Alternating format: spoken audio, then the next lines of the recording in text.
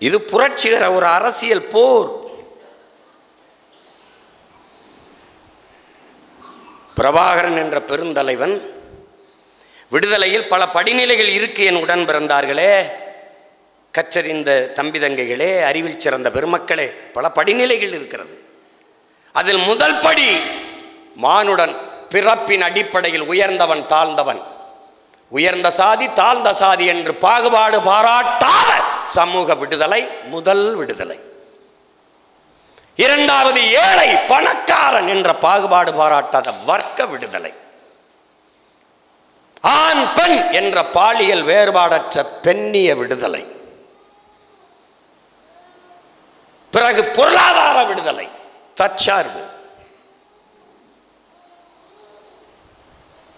இதில் எல்லா விடுதலையும் பெற்றவன் உலகத்தின் தலை சிறந்த புரட்சியாளன், என் உயிர் தலைவன் மேதகுவே பிரபாகரன் அவர்கள். சமூக விடுதலை அடைந்தார். ஏழை பணக்காரன் என்ற பாகுபாடற்ற வர்க்க விடுதலை அடைந்தார். ஆண் பெண் பாலியல் வேறுபாடற்ற சமத்துவத்தை கொண்டு வந்தார். ஆணுக்கு பெண் சமம் அல்ல, ஆணும் பெண்ணும் சமம் என்ற கோட்பாடு.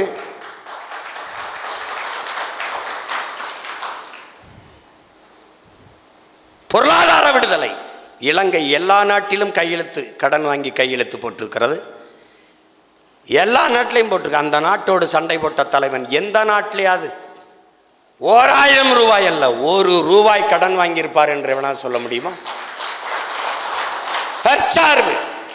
பாட்டி வடை சுட்டு வித்து கொடுத்த காசில் படைகட்டு போராடிய புரட்சியாளன் உலக வரலாற்றிலே பிரபாகரன் தான். தன்னின மக்கள் சிறுக சிறுக சேர்த்து கொடுத்த காசிலே படையை கட்டி நடத்திய புரட்சியாளன். அவன் பிள்ளைகள் நாமும் இன்று திரள் நிதி திரட்சி என்கிற பெயரிலே நம் மக்கள் கொடுக்கிற 100 ரூபாய் 50 ரூபாய் 500 ரூபாய் 1000 ரூபாயை திரட்டி படையை கட்டி இன்றைக்கு தமிழ்நாட்டிலே மாபெரும் அரசியல் புரட்சியை செய்து கொண்டிருக்கிறோம். அந்த தலைவனால் பெற முடியாத ஒரே ஒரு விடுதலை அரசியல் விடுதலை. தனி நாடு அடைந்து விட்டார். இராணுவம், பொருளாதாரம், மருத்துவம், சட்டம் எல்லாம் கண்டு ஒரு நிர்வாகத்தை கட்டமைத்து, கப்பற்படை, வான்படை, எல்லா படையும் கட்டி ஒரு நிர்வாகத்தை கட்டமைத்த தலைவன் தனித்தமிழ் ஈழ நாடு என்ற உலக அரசியல் அங்கீகாரத்தை மட்டும் பெறல. அந்த விடுதலையை மட்டும் அவரால் பெற முடியவில்லை. ஆனால் இந்தியா மிகப்பெரிய துணைக்கண்டம், ஒரு வல்லாதிக்கு கனவில் இருக்கிற நாடு. இதிலே சாதியை ஏற்றதால் கொற்ற சமூக விடுதலை அடையல. ஏழை பணக்காரன் என்ற பாகுபாடற்ற வர்க்க விடுதலை அடையல.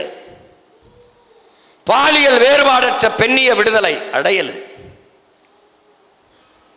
பொருளாதார விடுதலை அடையவே இல்லை.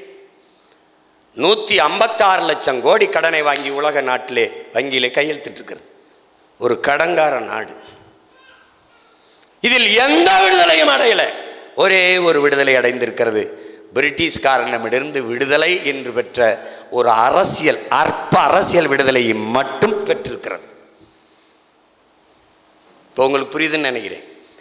எல்லா விடுதலையும் பெற்ற தலைவன், எந்த விடுதலையும் பெறாத இந்தியா வெறும் அரசியல் விடுதலையை மட்டும் பெற்றிருக்கிறது. இப்ப பிரபாகரன் பிள்ளைகள் நாம் செய்ய வேண்டியது, எல்லா விடுதலையும் பெற்றுவிட்டோம், ஒரே ஒரு விடுதலை தான், அரசியல் விடுதலை மட்டும்தான் நாம் பெறணும். அந்த விடுதலை செய்வதற்குத்தான், பெறுவதற்குத்தான் நாம் தமிழர் என்கிற அரசியல் புரட்சி படையை கட்டி எழுப்பி போறோம். ஆயுதம் மிச்சம் வைத்ததை அரசியலால் வென்று முடிக்கிறோம்.